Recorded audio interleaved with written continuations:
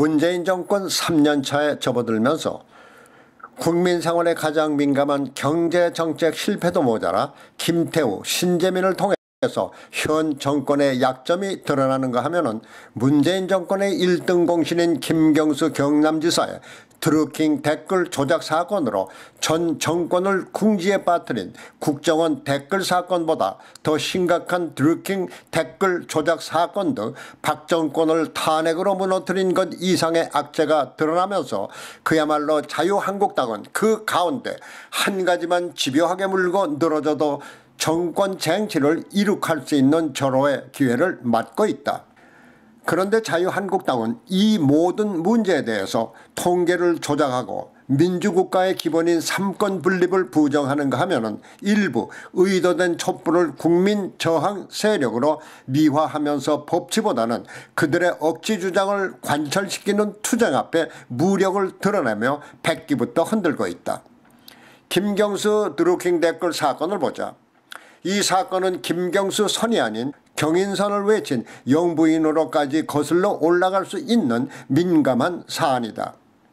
그래서 더 이상의 추적이 자칫 정권의 존폐까지 위협을 느낀 좌파들은 법치국가의 기본도 외면하고 사전 진화에 혈안이 되어 있으며 그들이 불리한 사안에서는 모든 수단과 방법을 가리지 않고 관철시키는 그들의 특기를 다시 한번 발휘하고 있다.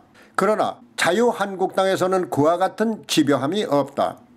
이 사건을 집요하게 추적해야 할 자유한국당의 나경원 원내대표는 이해찬 더불어민주당 대표의 감히 어디서 촛불 대통령에 불복해 하는 한마디에 불복이라니요 무슨 말씀하며 꼬리를 바싹 내렸다. 지금의 정권이 박근혜 정권을 불법으로 몰아내고 정권을 잡을 수 있었던 것은 촛불 세력의 조직적인 투쟁 때문이라는 것이 밝혀지고 있다.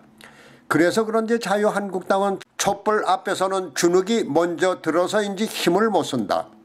그런데 자유한국당이 그들의 나약함을 또 드러냈다. 바로 5.18을 둘러싼 논란이다.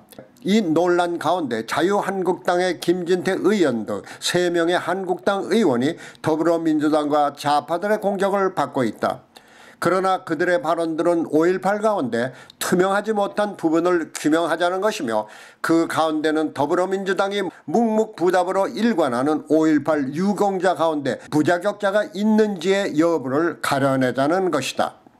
왜냐하면 5.18에 대해 아직도 많은 국민들이 의문점을 가지고 있기 때문이다. 따라서 이는 국회의원이 아니더라도 국민의 알 권리를 충족시켜주는 표현의 자유에 속할 수 있다. 그러나 이에 대처하는 더불어민주당이나 좌파들의 독선적 대응은 가히 초법적이다. 그것은 5.18에 대한 의구심의 표출을 악질적 범죄로 표현하는가 하면은 5.18의 비판은 법을 위반하는 것이라면서 5.18을 법 위에 군림시키고 있다. 이와 같은 표현은 민주주의 국가에서는 있을 수 없는 일이다. 그런데 이에 대처하는 자유한국당의 저자세가 한심하다. 원내대표라는 나경원은 자당 의원들의 발언이 당의 입장이 아니라고 선을 그으며 그들을 보호막으로부터 내치고 있다. 여기에 김병준 비대위원장은 더불어민주당의 이와 같은 공격에 자기 집 식구 감쌀 생각은 하지 않고 광주 시민과 국민들에게 죄송하다며 무슨 진상 파악을 하겠다는 것인지 진상 파악에 나서겠다며 더불어민주당의 꼬리를 내렸다.